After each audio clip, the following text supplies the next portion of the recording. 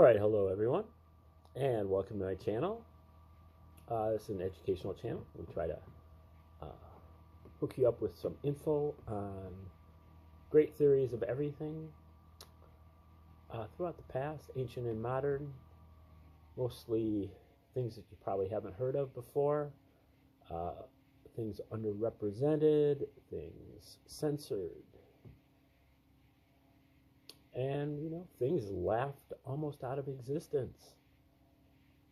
But the originator stuck by their guns and spent their whole life working on it and ended up hitting a home run uh, with great information, but the public still probably doesn't know about it. And so we're here to rectify that.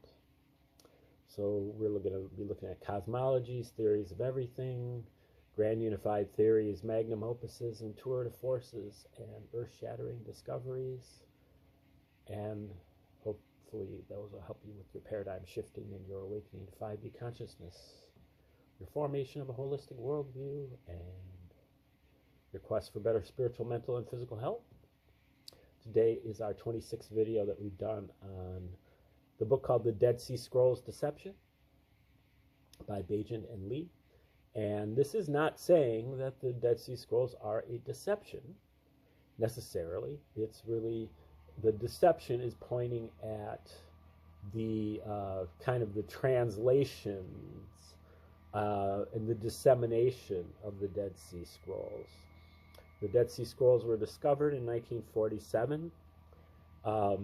Kind of at the boundary of Transjordan and what eventually became Israel the next year, and they were discovered over the course of about 10 years in many different caves in a place called Qumran, 20 miles from Jerusalem. And there are hundreds of different books that were discovered in these unique kind of jars or vases. And every one of the Old Testament texts is represented except for Esther, and then a lot of other various material, but a lot of what they call sectarian material, which is stuff that this sect or the monastery or the group of people who were there at Qumran, who lived there and wrote these, presumably, their rules. There's one that's called the community rule. There's one that's called the temple scroll. What do we do with our priesthood and so on. And all kinds of other commentaries like that, as well as some commentaries on some of the Old Testament texts. And an international team was formed, so-called, in order to, sort these things out and translate them and put them into the public. And the team is made up of mostly Catholic priests, and they were very they were not diligent. they looked kind of at the documents, saw what they saw, and didn't like it. Didn't like what they were saying, the Dead Sea Scrolls, and they intentionally tried to obfuscate these things, to slow walk them, to only translate the very unimportant stuff. And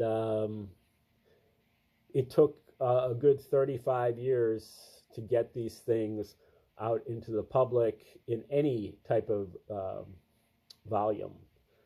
And I think the problem is kind of now overcome. But this book, which came out in 1991, also expresses a lot of talks about the content of the scrolls, the context of the scrolls, and it's just kind of good background information, because we're going to delve further into these scrolls as we move on and actually look at some of the primary sources and then look at the code, because that's what makes the Dead Sea Scrolls most important and most explosive, is they articulate kind of a jargon or a hidden language that is also used in the New Testament. So these people were definitely in contact with the New Testament people. And then the other really important finding of this is that, you know, our language, our understanding of the first century is incredibly bad. The only real sources that are, you know, that the West uses for the first century is the New Testament and Josephus. And as it has been discussed, the New Testament definitely was reading Josephus. There's a lot of stuff in the New Testament that kind of depends upon Josephus.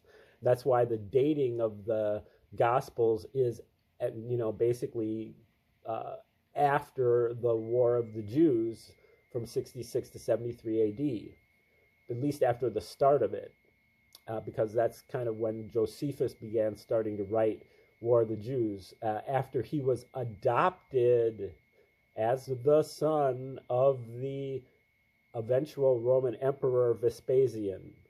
And so he was the adopted brother of the next two emperors, Titus and Domitian. And so Josephus is living at Rome in the court of the Caesars. Okay, so you can't really take his word for anything. And so now the Dead Sea Scrolls come in. This is a source of at least some information about the first century, both BC and AD, really.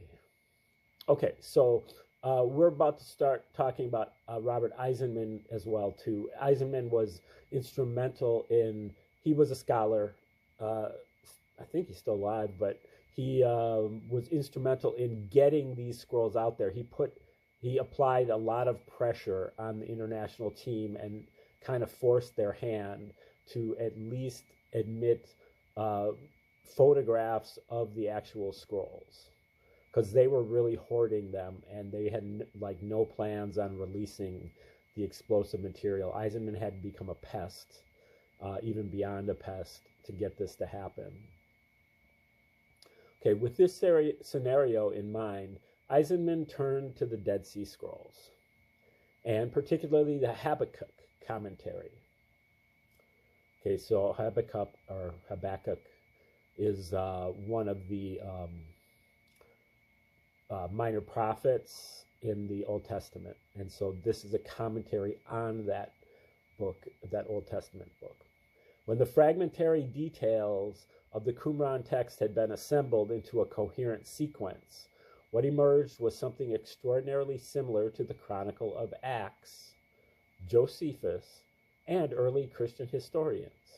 The scrolls told their own story, at the center of which was a single protagonist, the teacher of righteousness, an exemplar of the same virtues associated with James. Excuse me. Like James, the teacher was the acknowledged leader of a sectarian religious community whose members were zealous for the law. And like James, the teacher had to contend with two quite separate and distinct adversaries. One of these was dubbed the liar, an outsider who was admitted to the community, then turned renegade, quarreled with the teacher, and hijacked part of the community doctrine and membership. According to the Habakkuk commentary, the liar did not listen to the word received by the teacher of righteousness from the mouth of God. Instead, he appealed to the unfaithful of the new covenant, in that they have not believed in the covenant of God and have profaned his holy name. The text states explicitly that the liar flouted the law in the midst of their whole congregation. He led many astray and raised the congregation on deceit. He himself is said to be pregnant with works of deceit. These, of course, are precisely the transgressions of which Paul is accused in Acts. Transgressions which lead at the end of Acts to the attempt on his life. And Eisenman stresses Paul's striking hypersensitivity to charges of prevarication and perjury. In 1 Timothy 2:7, for example, he asserts indignantly, as if defending himself, that, quote, I am telling the truth and no lie. In 2 Corinthians 11:31, he swears that the God and Father of the Lord Jesus knows that I am not lying. These are but two instances. Paul's letters reveal an almost obsessive desire to exculpate himself from implied accusations of falsity. According to the Dead Sea Scrolls, the liar was the adversary of the teacher of righteousness from within the community. The teacher's second adversary was from outside. This was the wicked priest, a corrupt representative of the establishment who had betrayed his function and his faith. He conspired to exterminate the poor, those zealous for the law, said to be scattered about Jerusalem and other places. He harried the teacher of righteousness wherever the teacher sought refuge. At the hands of the wicked priests, the minions, the teacher suffered some serious injury and possibly, the text is vague on the matter, death.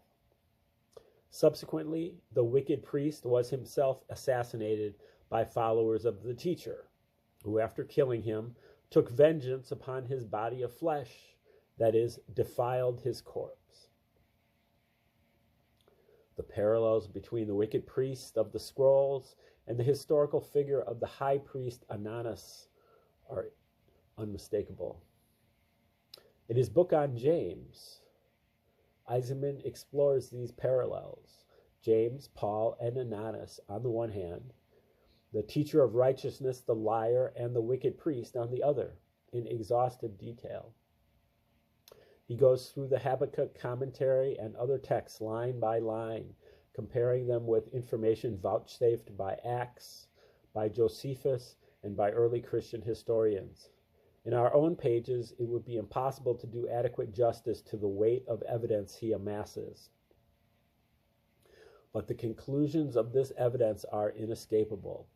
The Habakkuk commentary and certain other of the Dead Sea Scrolls are referring to the same events as those recounted in Acts, in Josephus, and in the works of the early Christian historians.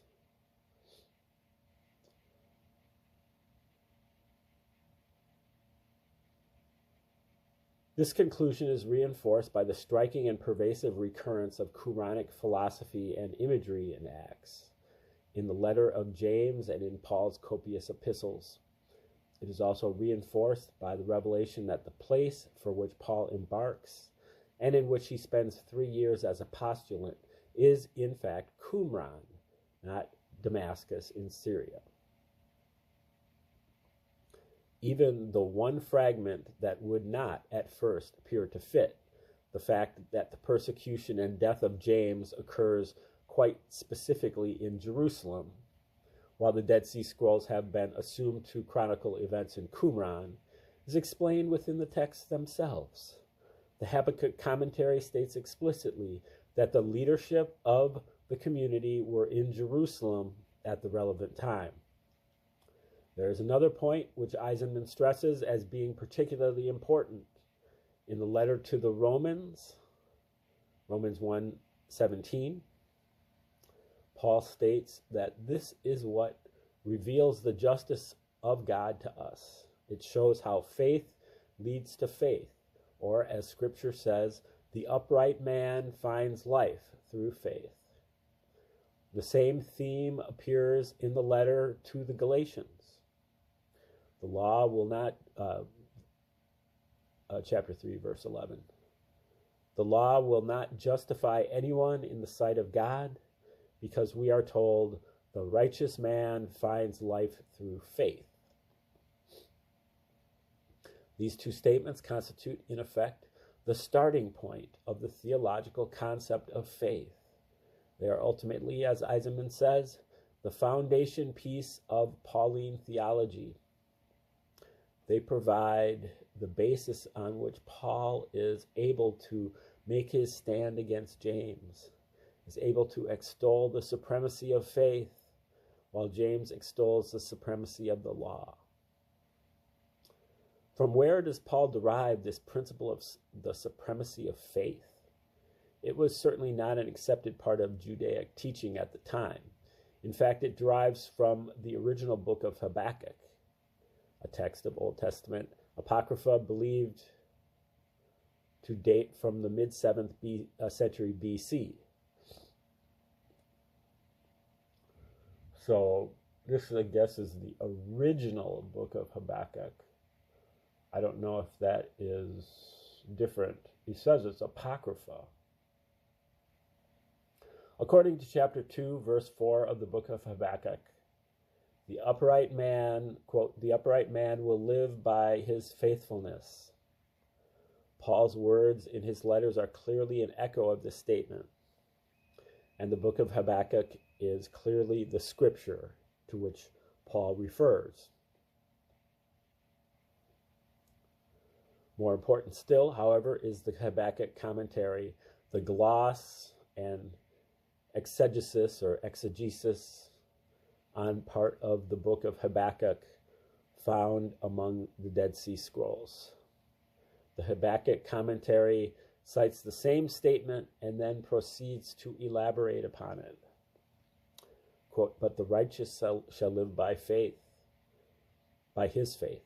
Interpreted, this concerns all those who observe the law in the house of Judah, whom God will deliver from the house of judgment because of their suffering and because of their faith in the teacher of righteousness. This extraordinary passage is tantamount, in effect, to a formulation of early Christian doctrine. It states explicitly that suffering and faith in the teacher of righteousness constitute the path to deliverance and salvation. From this passage in the Dead Sea Scrolls, Paul must have derived the foundation for the whole of his own theology. But the passage in question declares unequivocally that suffering and faith in the teacher of righteousness will lead to deliverance only among those who observe the law in the house of Judah. It is just such emphasis on adherence to the law that Paul contrives to ignore, thereby precipitating his doctrinal dispute with James and the other members of the early church. Okay, that's the end of chapter 14 or chapter 13. Chapter 14 is called Zeal for the Law.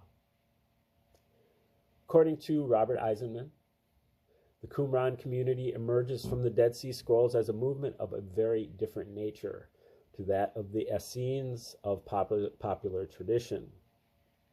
This movement has centers not just in Qumran, but in a number of other places as well, including Jerusalem.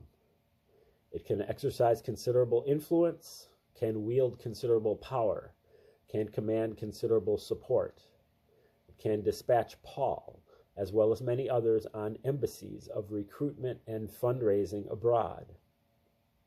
It can organize riots and public disturbances. It can plot assassinations, such as that attempted on Paul at the end of Acts, and subsequently that of Ananus. It can put forward its own legitimate alternative candidate for the position of the temple's high priest. It can capture and hold strategically important fortresses such as Masada. Most significantly of all, it can galvanize the entire population of Judea around it and instigate a full-fledged revolt against Rome, a revolt which leads to a major conflict of 7 years' duration and necessitates the intervention not of a few detachments, but of an entire Roman army. Given the range and magnitude of these activities, it is clear that traditional images of the Essenes and of the early church are woefully inadequate. It is equally clear that the movement which manifested itself through the Qumran community and the early church also manifested itself through other groups generally deemed to be separate. The Zadokites, for example, the Zealots, and the Sicarii. Eisenman's research has revealed the underlying simplicity of what had previously seemed a dauntingly complicated situation. As he says, terms like Ebionim, Nazrim, Hasidim, Zadikim, meaning Ebionites, Palestinian Christians, were the Nazrim, Essenes, or Hasidim, and Zadokites, turn out to be variations on the same theme, while the various phraseologies the community at Qumran used to refer to itself, such as sons of light, do not all designate different groups, but function as interchangeable metaphors. The militant Zealots and Sicarii will prove similarly to be variations on the same theme, manifestations of the same movement. This movement is militant, nationalistic, revolutionary, xenophobic, and messianic in character. Although rooted in Old Testament times, it coalesces during the Maccabean period of the 2nd century BC, but the events of the 1st century of the Christian era will imbue it with a new and particularly ferocious momentum. At the core of the movement lies the question of dynastic legitimacy. Legitimacy not just of the ruling house, but of the priesthood. In the beginning, indeed, priestly legitimacy is the more important. The legitimacy of the priesthood had become crucial in Old Testament times. It was supposed to descend lineally from Aaron through the tribe of Levi. Thus, throughout the Old Testament, the priesthood is the unique preserve of the Levites. The Levite priests, or high priests, who attend David and Solomon are referred to as Zadok, though it is not clear whether this is a personal name or an hereditary title. Solomon is anointed by Zadok, thereby becoming the anointed one, the Messiah, Hamashiach in Hebrew. But the high priests were themselves also anointed and were also, in consequence, messiahs. In Old Testament times, then, the people of Israel are, in effect, governed by two parallel lines of messiahs or anointed ones. One of these lines presides over spiritual matters and descends from the tribe of Levi through Aaron. The other, in the form of the kingship, presides over secular affairs and traces itself through David to the tribe of Judah. This, of course, explains the references in the Dead Sea Scrolls to the messiahs of Aaron and of Israel, or of Aaron and of David. The principle is essentially similar to that whereby during the Middle Ages in Europe, Pope and Emperor were supposed to preside jointly over the Holy Roman Empire. The priestly line invoking a lineage from Aaron maintained their status until the Babylonian invasion of 587 BC. In 538 BC, when the Babylonian captivity ended, the priesthood quickly established itself again, claiming a descent, metaphorical if not literal, from Aaron. In 333 BC, however, Alexander the Great overran the Holy Land. For the next 160-odd years, Palestine was to be ruled by a succession of Hellenistic or Greek-oriented dynasties. The priesthood during this period spawned a bewildering multitude of claimants, many of whom adapted partially or completely to Hellenistic ways, Hellenistic lifestyles, Hellenistic values, and attitudes. As is often the case in such circumstances, the general liberalizing tendency engendered by a hardline conservative reaction. There arose a movement which deplored the relaxed, heterodox, and permissive atmosphere, the indifference to old traditions, the defilement and pollution of the ancient purity, the defiance of the sacred law. This movement undertook to rid Palestine of Hellenized collaborators and libertines who had, it was felt, by their very presence desecrated the temple. According to the first book of Maccabees, the movement first asserted itself probably around 167 BC, when Mattathias Maccabeus, a country priest, was ordered by a Greek officer to sacrifice on a pagan altar in defiance of Judaic law. Enraged by this blasphemous sight, Mattathias, who burned with zeal for the law, summarily killed a fellow Jew who complied, along with the Greek officer. In effect, as Eisenman has said, Mattathias thus became the first zealot. Immediately after his action in the temple, he raised a cry of revolt. Let everyone, quote, let everyone who is zealous for the law and supports the covenant come out with me. And that's in 1 Maccabees 2, chapter 2, verse 27. Maccabees is not in the Bible canon, but it's one of the Apocrypha, but it was written right at this time period. And, it was probably expunged from by the Romans because it is a threat to the Romans. Thereupon, he took to the countryside with his sons, Judas, Simon, Jonathan, and 2 others. And notice that they all have counterparts of the 12 of Jesus. Judas, Simon, Jonathan, and 2 others, as well as with an entourage called the Hasidians, mighty warriors of Israel, every one who offered himself willingly for the law. And when Mattathias, a year or so later, lay on his deathbed, he exhorted his sons and followers to show zeal for the law and give your lives for the covenant of our fathers. And that's a quote also from Maccabees. On Mattathias' death, control of the movement passed to his son Judas, who withdrew into the wilderness and lived like wild animals in the hills. That's a quote. Withdrew into the wilderness and lived like wild animals in the hills with his companions, eating nothing but wild plants to avoid contracting defilement. End quote.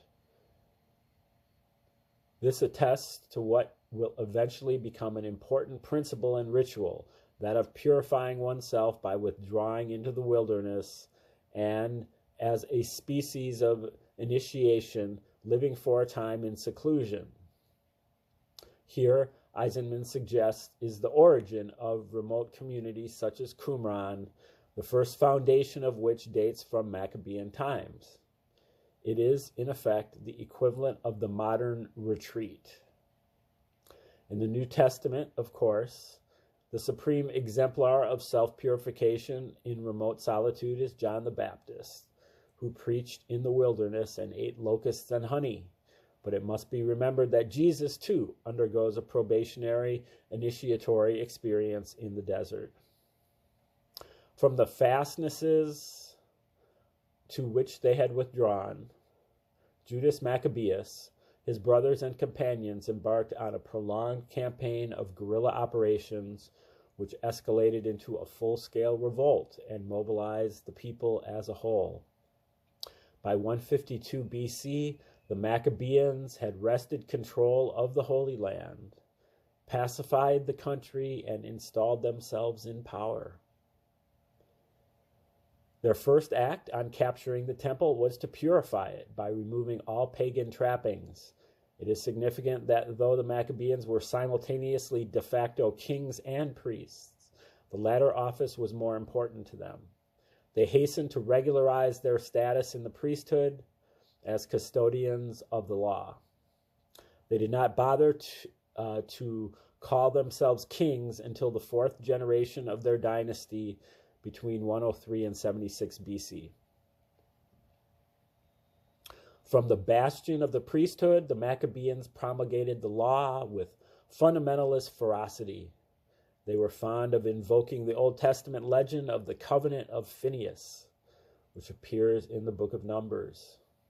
Phinehas was said to be a priest and a grandson of Aaron, active after the Hebrews had fled Egypt under Moses and established themselves in Palestine. Shortly thereafter, their numbers are devastated by plague. Phinehas turns on one man in particular who has taken a pagan foreigner to wife. Seizing a spear, he promptly dispatches the married couple. God at that point declares that Phinehas is the only man to have the same zeal as I have. And he makes a covenant with Phinehas. Henceforth, in reward for his zeal and his zeal for his God, Phinehas and his descendants will hold the priesthood for all time. Okay, we're going to stop there. I will, withhold comment until we get further along. And we will keep learning more about the Maccabees and how they are connected with the Qumran community and such as we move on tomorrow. So please tune in, and thanks for tuning in today.